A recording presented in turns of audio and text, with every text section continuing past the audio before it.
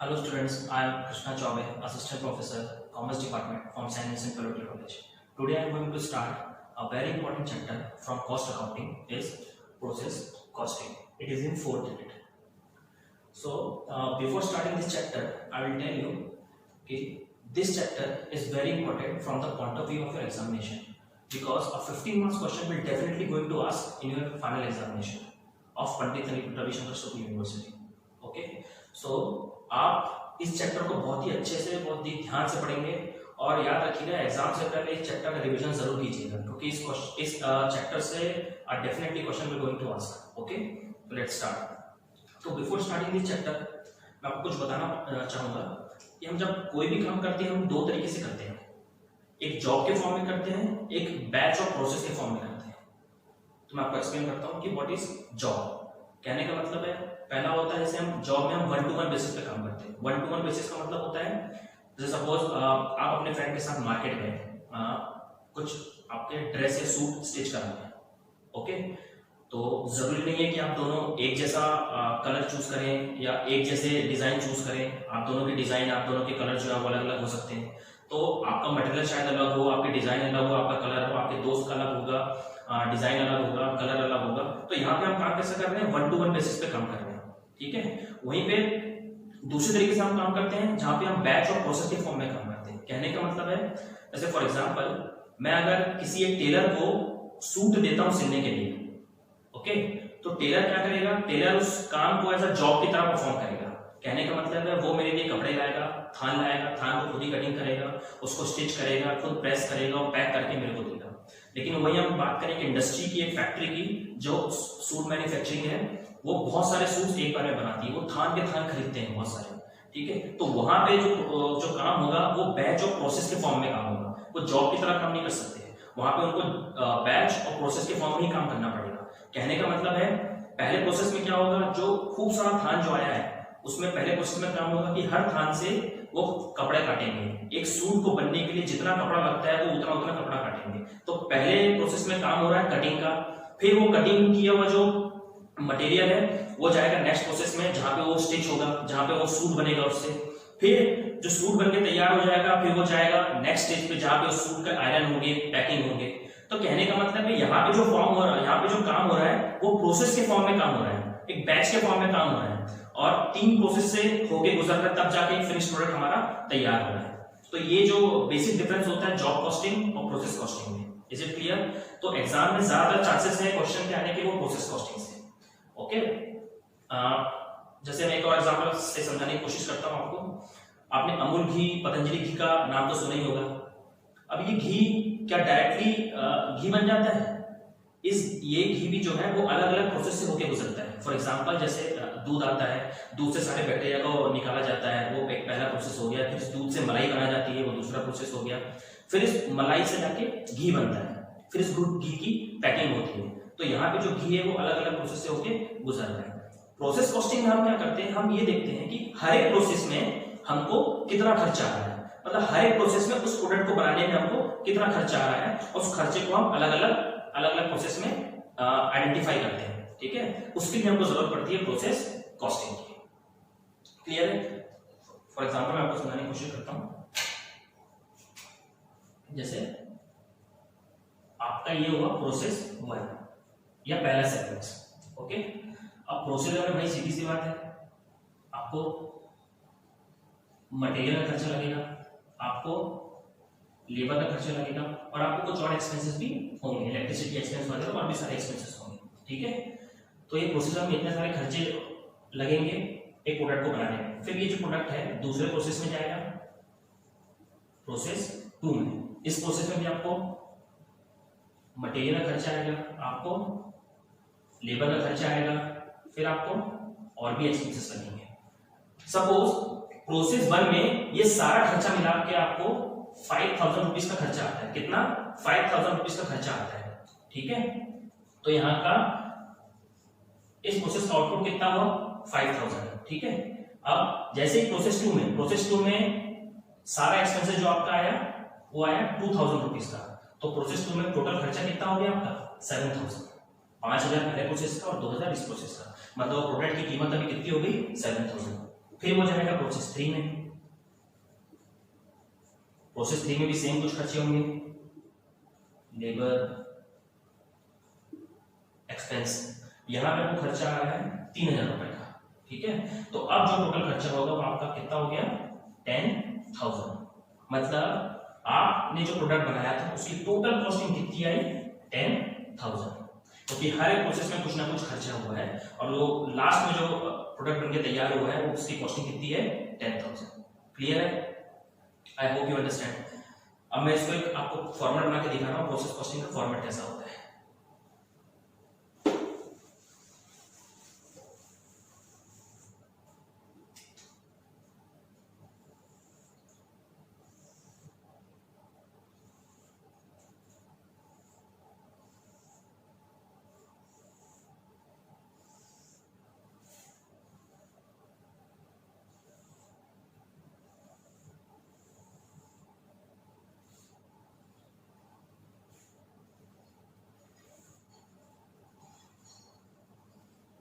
Particular, फिर जो next column होगा वो यूनिट्स, उसके बाद अमाउंट, फिर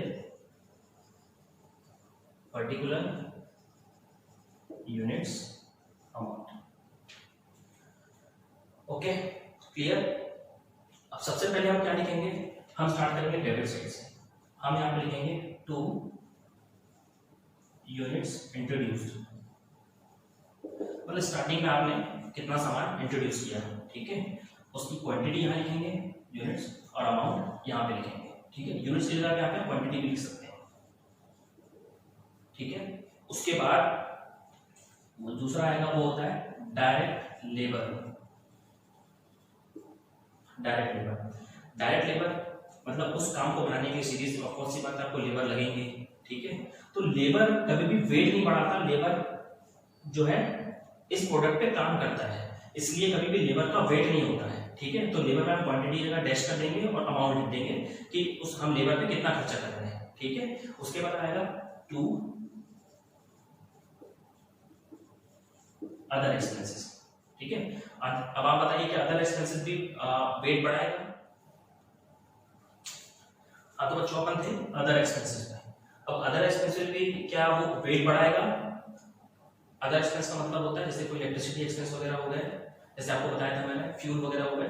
तो अदर एक्सपेंस भी क्या करता है, अदर एक्सपेंस भी हमारा वेट नहीं बढ़ाता है, उसका सिर्फ हम अमाउंट लिखते हैं कि अदर एक्सपेंस हमको कितना खर्चा हुआ। Is it clear? उसके बाद हम इसको यहाँ लिखेंगे, हम टोटल हमारी क्वांटिटी, और यहाँ पे लिखेंगे उस क्वांटिटी का प्राइस या अमाउंट, ठीक है। सपोज आपकी क्वांटिटी थी 100 यूनिट्स, ओके। अब आप आ जाइए, अब सपोज हम करेंगे यहाँ पे आउटपुट की बात करेंगे, यहाँ पे हम लिखेंगे आउटपुट। क्या आप लोग एक बात कर सकते हैं, जरूरी है कि आपने जितना यूनिट्स इंट्रोड्यूस किया था जरूरी हो आउटपुट भी उतना ही हो? कहने का मतलब है आपने 100 यूनिट्स लगाए थे, इनपुट आपका 100 यूनिट्स का था, क्या जरूरी है आपका आउटपुट भी उतना ही हो?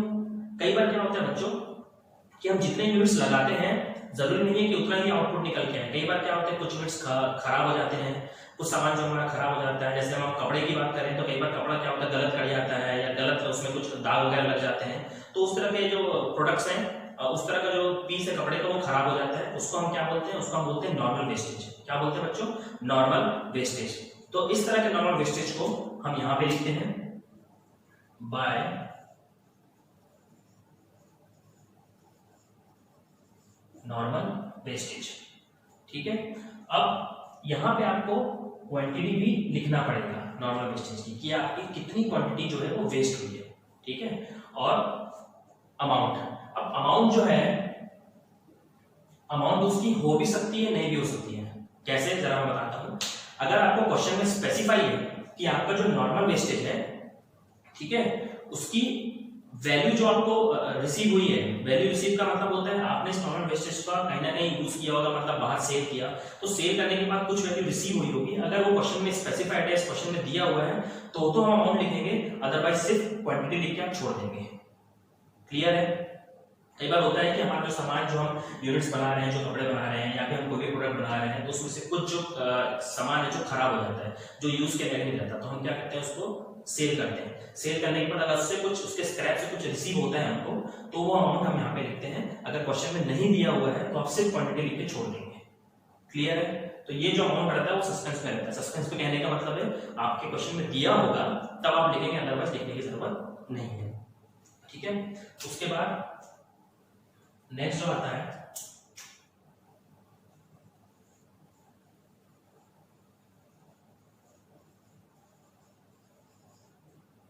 Abnormal wastage. एबनॉर्मल वेस्टेज, अब जो ये एबनॉर्मल वेस्टेज होता है, इस एबनॉर्मल वेस्टेज की हमको यूनिट्स भी लिखनी होती है और साथ ही साथ हमको इसका अमाउंट भी लिखना होता है। अमाउंट भी आपको इसका कैलकुलेट करना पड़ेगा और यूनिट्स तो लिखना ही पड़ेंगे। ठीक है, अब एबनॉर्मल वेस्टेज को क्या होता है जैसे समझने की कोशिश करेंगे हम। सपोज फॉर एग्जांपल ये जो एबनॉर्मल वेस्टेज है, जैसे नॉर्मल वेस्टेज है, नॉर्मल वेस्टेज जो है हम कस्टमर से कवर करेंगे। ये कस्टमर के उसमें चला जाता है, ये हम कस्टमर से कवर करेंगे। कहने का मतलब है मैंने तो 100 यूनिट्स इंट्रोड्यूस किया था, सपोज उसमें से मेरे 10 यूनिट खराब हो गए।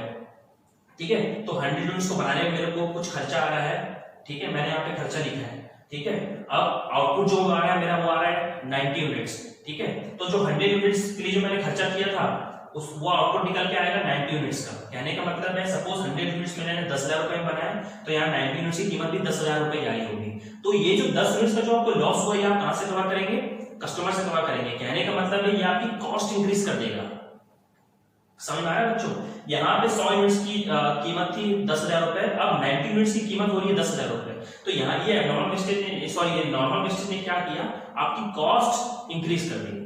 ठीक है, तो ये हम क्या करेंगे? कस्टमर से कवर करेंगे। लेकिन जो एबनॉर्मल वेस्टेज होता है या कस्टमर से कवर नहीं कर सकते, या आपको खुद ही बियर करना पड़ेगा। इसीलिए जो ये एबनॉर्मल वेस्टेज है ये जाता है प्रॉफिट एंड लॉस अकाउंट में।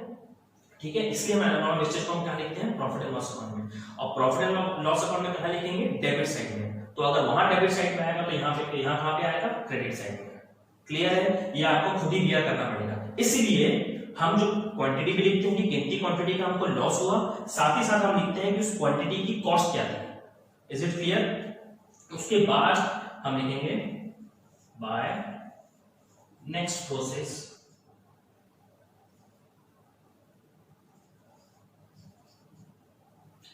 फिर आप लिखोगे आउटपुट। आउटपुट मतलब ये जो पहला प्रोसेस है इसका आउटपुट जो नेक्स्ट प्रोसेस में जाएगा वो हम लिखेंगे यहाँ पे क्वांटिटी और उसका अमाउंट। ठीक है, अगर ये प्रोसेस यही बन के खत्म हो जा रहा है तो हम बाय फिनिश प्रोडक्ट भी लिख सकते हैं। क्लियर है? Is it clear? अब एक चीज और बच्चों, कई बार क्या होता है आपको सरप्लस भी हो सकता है। ऐसे लॉजिकली देखा जाए तो ये पॉसिबल तो नहीं है, लेकिन फिर भी अगर आपको सरप्लस हो जाए, सरप्लस का मतलब क्या होता है?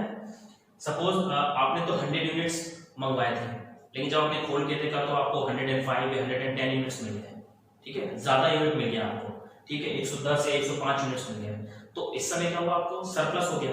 तो अब ऐसा नहीं होता कि जो सरप्लस आया है वो प्रोडक्शन मैनेजर अपने घर ले जाएगा, नहीं, उसको भी हम क्या करेंगे? अपने बुक्स ऑफ अकाउंट्स में रिकॉर्ड करेंगे। ठीक है, तो वो कहां रिकॉर्ड होगा? वो यहां पर रिकॉर्ड होगा टू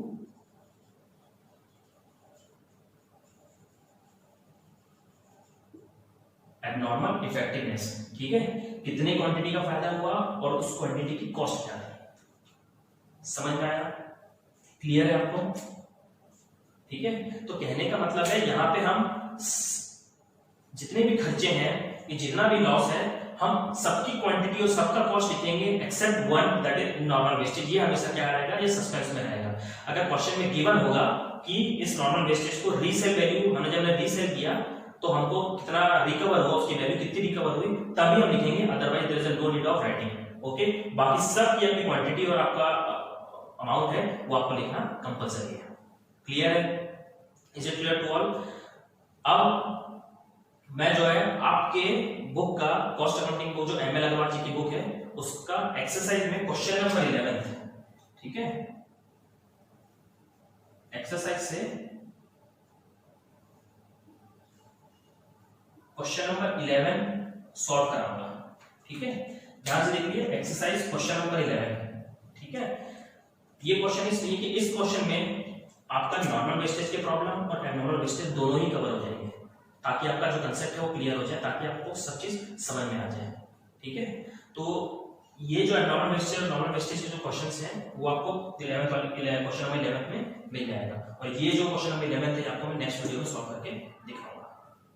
ठीक है, I hope you all have understand what is process costing. Okay, thank you. Hello students, today we are going to solve the 11th question of process accounting. Okay, तो पहले मैं क्वेश्चन पढ़ लेता हूँ आप लोगों के लिए।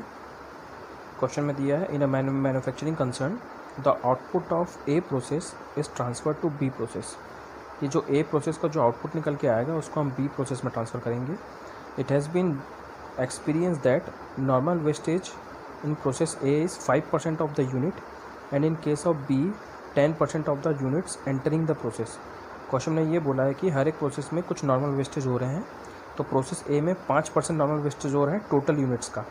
ठीक है, टोटल यूनिट्स का मतलब होता है जितने आप यूनिट्स प्रोसेस ए में इंट्रोड्यूस कर रहे हैं, और प्रोसेस बी में 10%। Okay, the scrap value of normal wastage is ₹50 पर 100 units in process A and ₹80 पर 100 यूनिट्स इन प्रोसेस बी।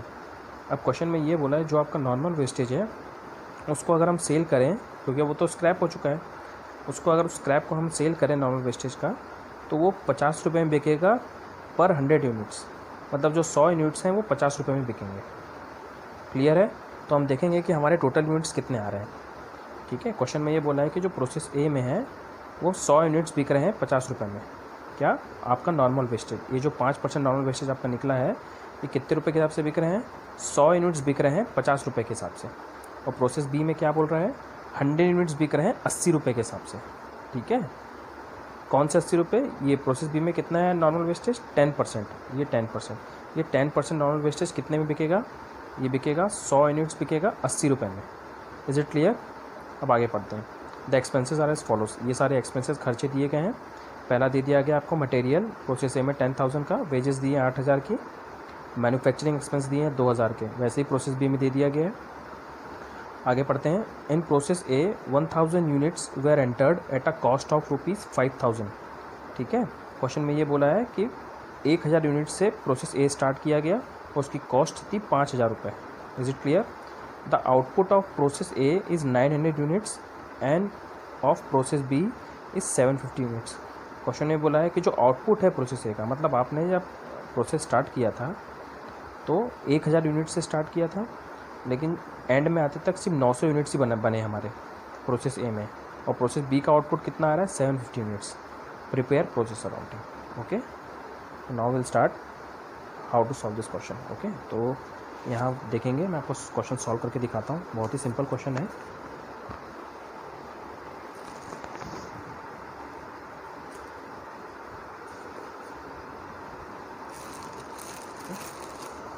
सब ध्यान देंगे यहाँ पे। सबसे पहले हम यहाँ लिखेंगे 2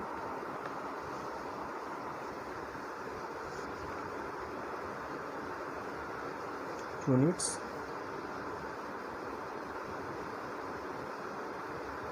इंट्रोड्यूस्ड। ओके, तो आप भाई कितने यूनिट्स आप इंट्रोड्यूस कर रहे हैं क्वेश्चन में? ज़रा देखिए, क्वेश्चन में बोला गया है आपको क्लियरली प्रोसेस ए में 1,000 यूनिट्स हम इंट्रोड्यूस कर रहे हैं। अब वो 1,000 यूनिट्स कितने के हैं? वो 1,000 यूनिट्स हैं हमारे 5,000 रुपीज़ के। कितने के? 5,000 के। ठीक है, उसके बाद टू मटेरियल,